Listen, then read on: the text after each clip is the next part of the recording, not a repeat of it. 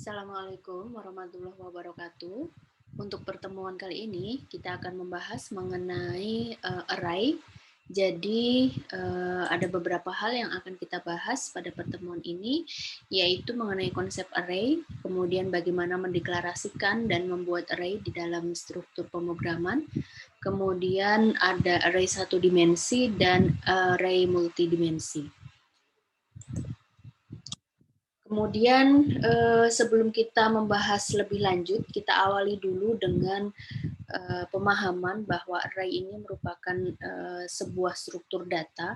Jadi array ini bisa kita gunakan ketika kita ingin membuat suatu deretan record dari mahasiswa perguruan tinggi. Jadi ada data yang sama dalam hal ini, misalkan nama mahasiswa atau nomor induk mahasiswa, NIM gitu ya.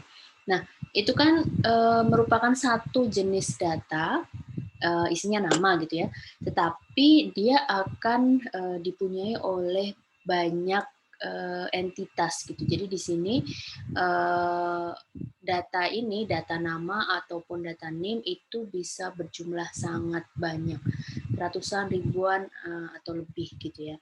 Nah, sehingga untuk memudahkannya, diperlukan suatu struktur data yang memudahkan dalam mengumpulkan sekumpulan data yang sejenis tersebut.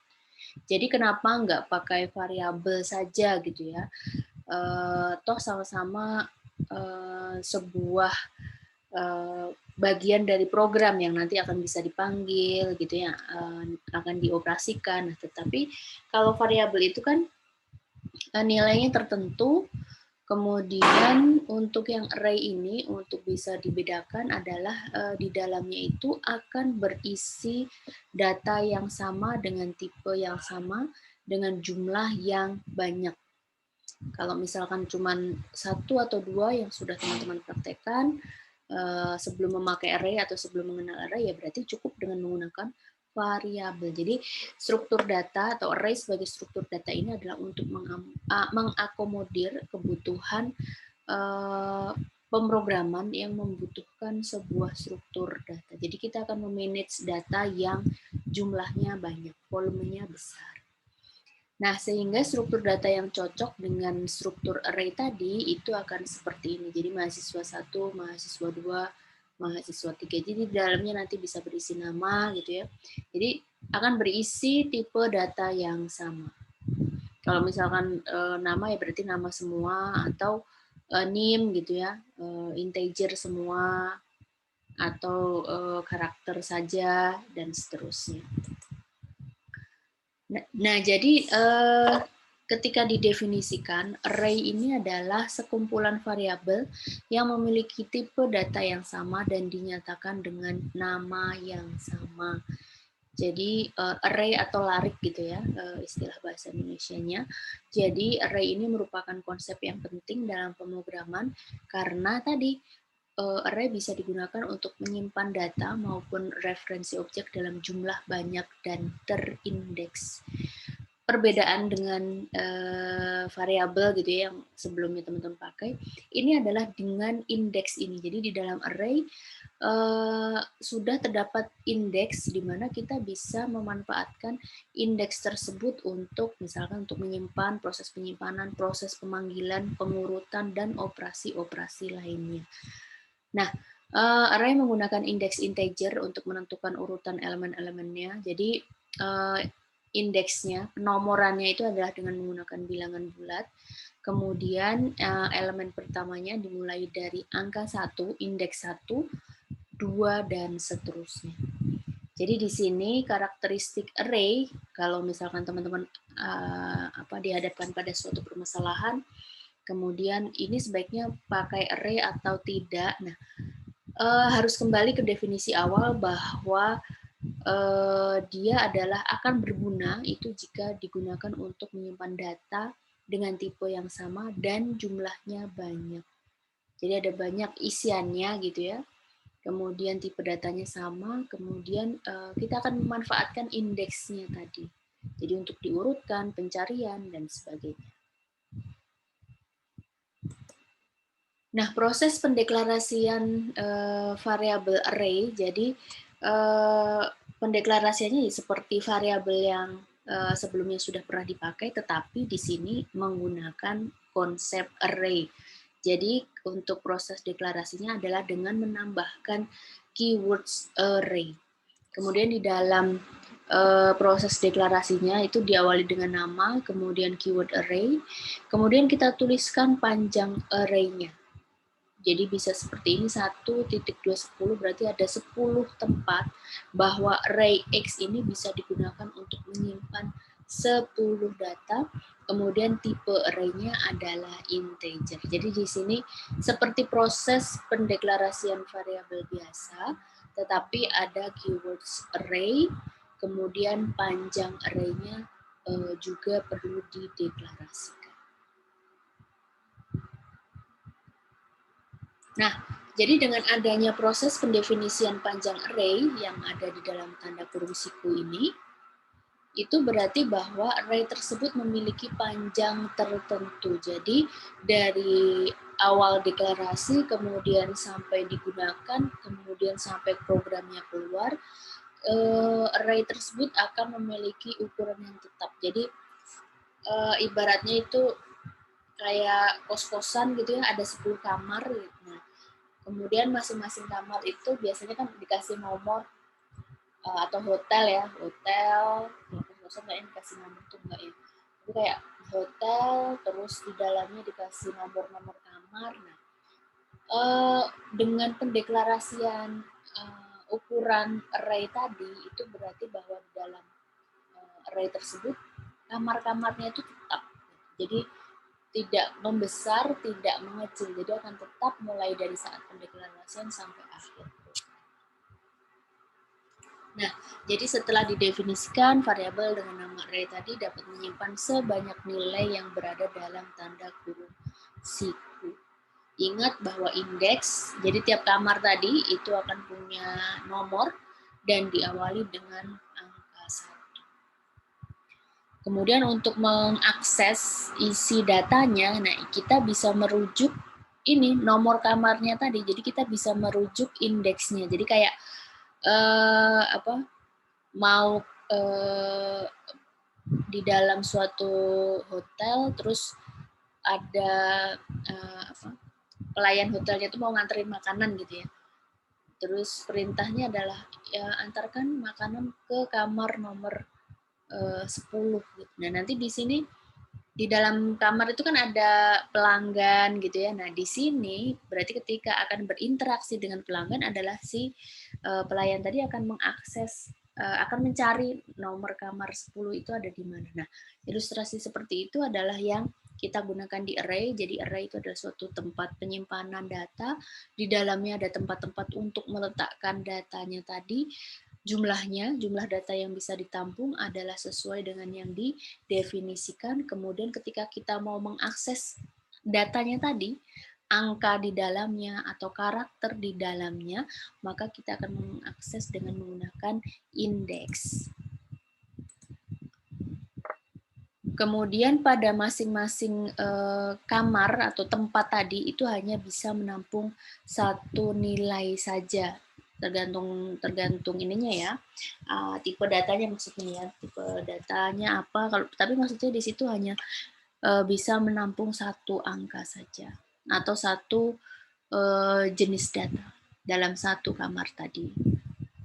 Nah, setelah pendefinisian array, maka memori akan dialokasikan untuk menyimpan data dari array. Besar memori ini akan tergantung dari tipe data variabel array dan jumlah elemen array yang didefinisikan. Hal ini akan mengandung konsekuensi bahwa teman-teman pada saat proses pendefinisian array itu sebaiknya menggunakan jumlah elemen yang sesuai dengan kebutuhan. Jadi dari awal, seperti yang sudah saya bilang di pertemuan-pertemuan sebelumnya, dari awal teman-teman sebagai programmer harus sudah tahu mengantisipasi ketika membuat program, array yang dibutuhkan itu ada berapa panjangnya gitu ya. Ada berapa kamar yang dibutuhkan gitu. Jadi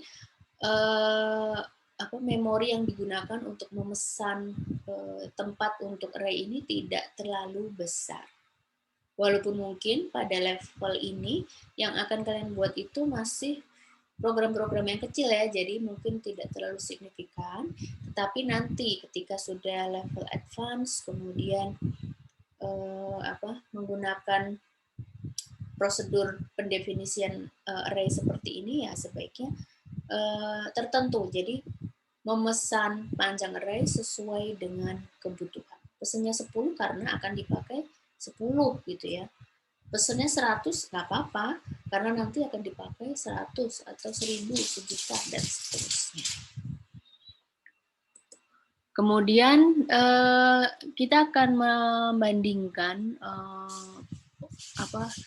bagaimana sebuah operasi itu akan menjadi lebih efisien ketika kita menggunakan array. Jadi di sini contohnya kita akan menjumlahkan total nilai dari banyak variabel gitu ya, atau kita akan menjumlahkan bukan banyak variabel tapi kayak menjumlahkan banyak angka. Kalau yang sebelumnya pernah dibuat kan baru penjumlahan 2 angka gitu ya, atau penjumlahan 2 bilangan gitu ya. Nah, jadi di sini contohnya adalah kita akan menjumlahkan banyak angka. Sehingga ketika ditulis itu ditulis satu-satu gitu kan. X1 plus X2, X3 dan seterusnya. Jadi angka-angka tadi yang mau dijumlahkan, yang mau dioperasikan itu akan diletakkan masing-masing ke variabel X1, X2, X3 dan seterusnya. Padahal yang akan dijumlahkan itu tipe datanya sama-sama integer misalkan. Nah, kalau dengan menggunakan array, maka kita bisa meringkas penjumlahan tadi X1 sampai dengan X10 itu dengan perintah ini. Jadi bisa kita masukkan ke dalam struktur pengulangan, kemudian memanggil indeksnya. Jadi nilai I itu adalah indeks, jadi total adalah 0, plus nilai indeks pertama tadi isinya berapa, dijumlahkan, kemudian yang indeks kedua itu isinya berapa, dijumlahkan, dan seterusnya. Ya, kemudian ini kan baru 10 angka gitu ya, kita harus membuat 10 variabel misalkan. Nah, tapi bisa dibayangkan kalau misalkan elemennya itu ada 100 atau 1000, berarti kan harus dibuatkan banyak variabel gitu. Padahal sebenarnya bisa didefinisikan dengan array. Nah, kemudian untuk memanfaatkan array itu biasanya digabungkan dengan pengulangan, dengan struktur pengulangan ya, karena seperti yang dicontohkan sebelumnya di sini untuk menjumlahkan itu untuk menjumlahkan di sini kan berarti harus mengakses masing-masing kamarnya gitu ya. Jadi untuk mengakses indeksnya tadi kita gunakan struktur pengulangan yang akan bergerak mulai dari indeks pertama hingga indeks yang terakhir. Kemudian jadi di sini yang perlu diperhatikan, array juga dapat digunakan pada loop yang sudah dipelajari dengan memanfaatkan variabel indeks, kemudian variabel penghitung harus berjenis ordinal. Jadi misalkan integer atau char sesuai dengan nilai-nilai yang tercantum pada definisi array yang bersangkutan. Jadi variabel yang mau diisikan di dalamnya supaya bisa dijumlahkan ya berarti menggunakan variabel-variabel yang berjenis ordinal atau yang bisa dikenakan operasi penjumlahan. Kemudian di sini contoh program dengan menggunakan array. Di sini adalah contoh program yang akan menerima inputan dari user. Kemudian inputan user tersebut akan disimpan dalam bentuk array XI. Kemudian proses terakhir program akan menampilkan isi dari array XI. Nah, jadi ini merupakan program yang sederhana. Si user itu diminta untuk menginput data gitu ya. Kemudian datanya itu akan ditempatkan ke array X1 gitu ya. X2 sampai dengan N, di mana N adalah inputan dari user. Jadi pertama kali user akan memasukkan jumlah data yang akan di-input, 3 misalkan. Nah, nanti dia akan meminta inputan sebanyak 3 kali gitu ya.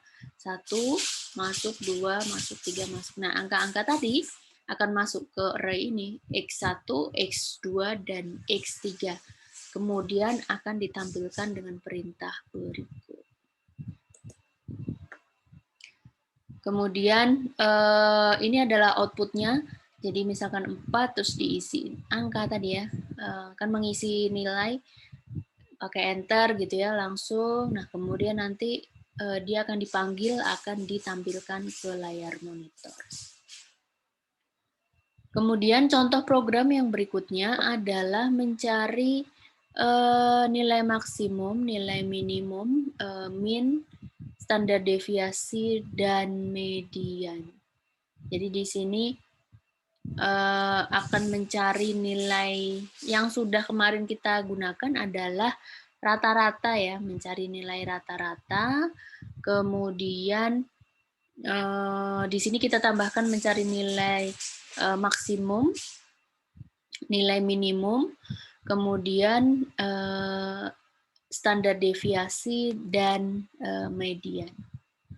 Jadi di sini prosesnya sama, diminta untuk memasukkan jumlah data yang akan di-input ini, kemudian di-input satu-satu, kemudian di akhir proses ketika dia sudah memberikan atau sudah menginput angka yang terakhir, maka akan muncul pesan data telah dimasukkan. Kemudian di sini adalah proses untuk mendapatkan nilai maksimum, nilai minimum, proses seleksinya gitu ya. Jadi di sini adalah proses membandingkan.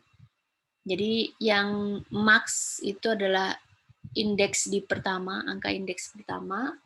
Kemudian min adalah angka indeks pertama juga. Nah, tetapi di sini maksudnya dalam proses perbandingan dengan indeks berikutnya itu akan dibandingkan gitu. Angka yang di indeks kedua itu apakah lebih besar dari max? Ya kan, kalau misalkan iya, maka nilai max itu adalah nilai indeks tersebut. Maksudnya angka yang ada di kamar itu akan menjadi nilai max. Jadi dia akan dibandingkan satu per satu dibandingkan dengan nilai max-nya. Kalau ketemu nilai yang lebih besar, maka nilai max-nya akan berganti dengan nilai pada indeks tersebut. Dan hal itu berlaku juga untuk yang nilai minimum, cuman berarti di situ adalah lebih kecil ya, karena di sini pakai if else. Kemudian ditambahkan, kita dapatkan nilai total. Kemudian di sini rata-rata. Rata-rata adalah total dibagi N. Kemudian ini adalah untuk mencari standar deviasi.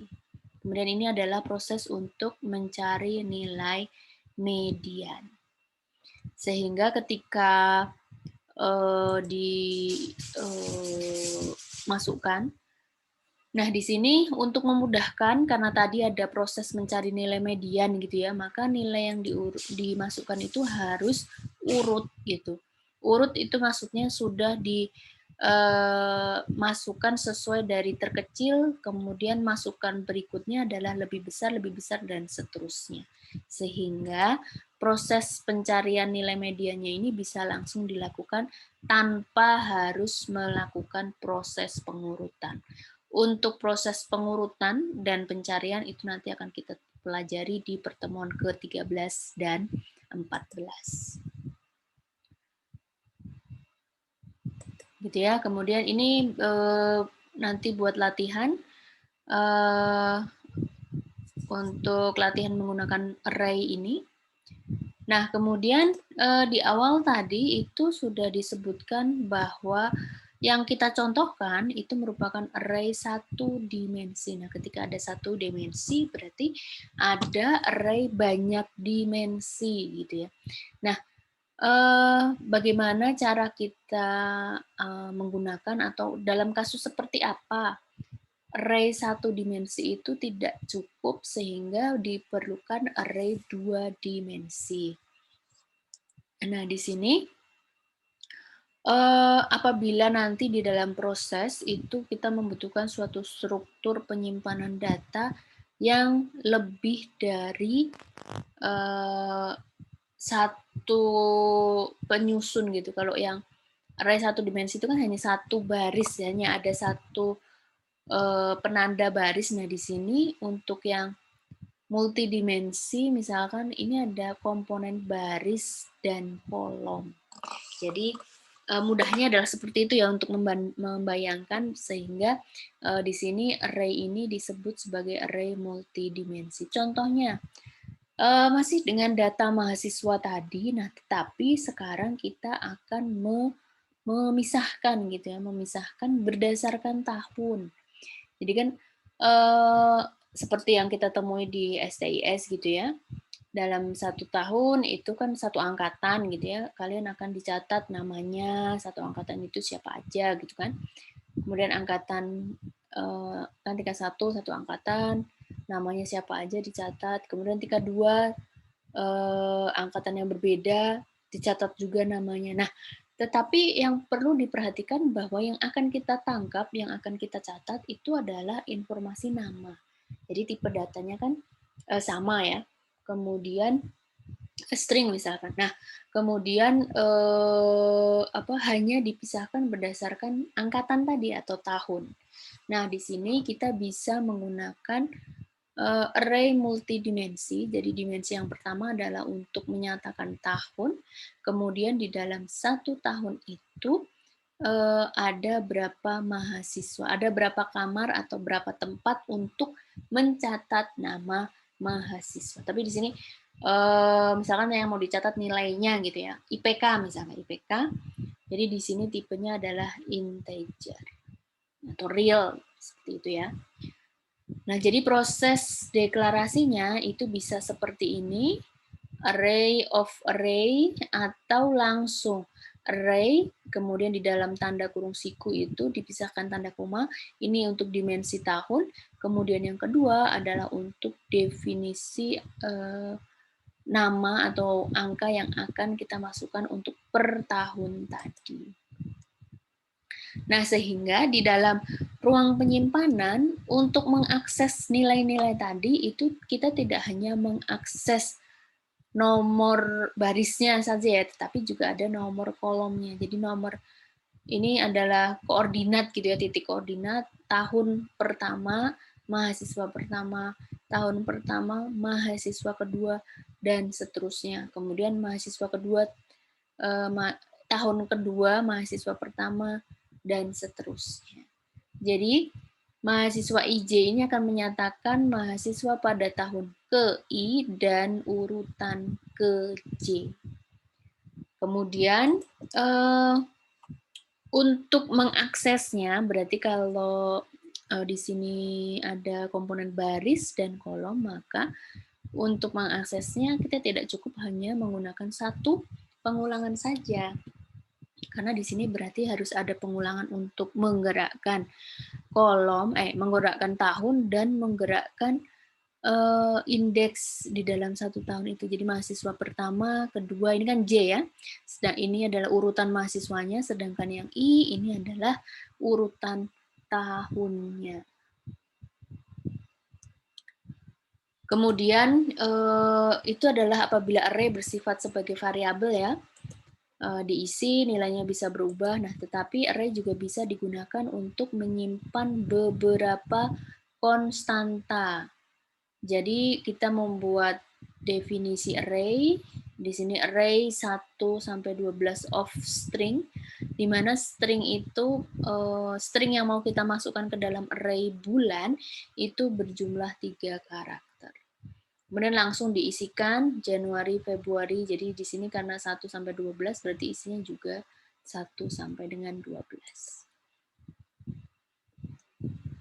Jadi ini adalah yang tadi aku ilustrasikan bahwa ketika kita mau menyimpan IPK atau menyimpan nama mahasiswa yang dibedakan berdasarkan tahunnya, kemudian di dalam setiap tahun itu ada urutan mahasiswa pertama, kedua, dan seterusnya, maka bisa digambarkan dengan komponen baris dan kolom seperti itu. Nah, kemudian array ini bisa dideklarasikan di type section atau di bagian type. Kalau yang sebelumnya, di contoh-contoh sebelumnya ini kan proses pendeklarasian array-nya itu dilakukan di var. Nah, array ini bisa juga dideklarasikan di bagian type.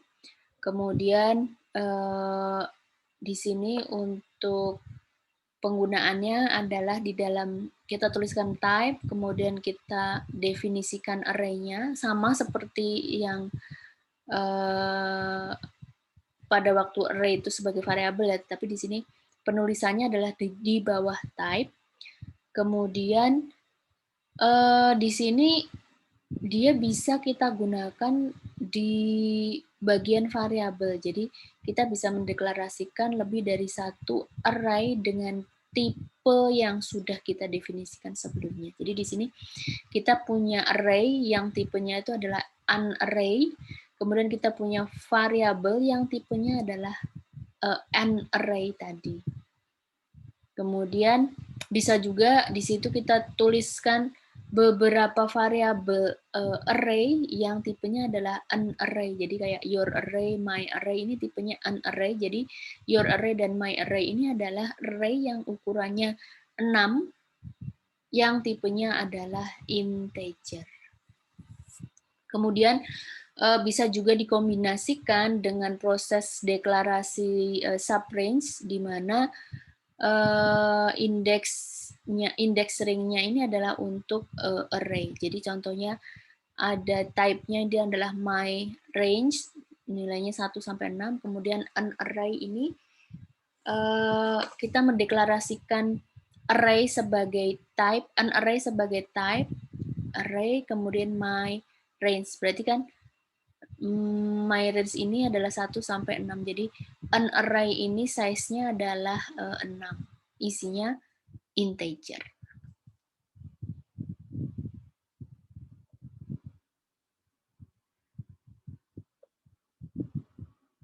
Kemudian untuk contoh penggunaan yang array multidimensi, contoh sederhananya adalah di sini ada proses deklarasi array. Yang pertama adalah 1 sampai 3, 1, 2, ini maksudnya mau mencatat nama mahasiswa per kelompok. Jadi ada 3 kelompok, 1, 2, 3, di dalam tiap kelompok itu ada 2 orang.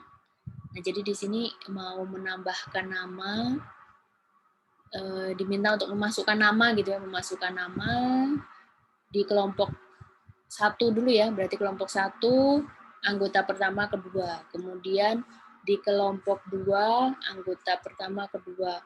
Kelompok 3, anggota pertama, kedua. Kemudian akan ditampilkan. Baik, untuk sementara demikian untuk penjelasan mengenai array.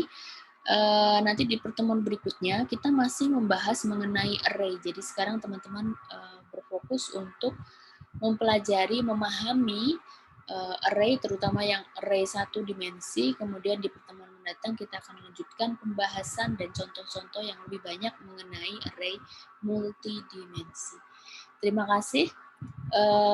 Aku akhiri. Wassalamualaikum warahmatullahi wabarakatuh.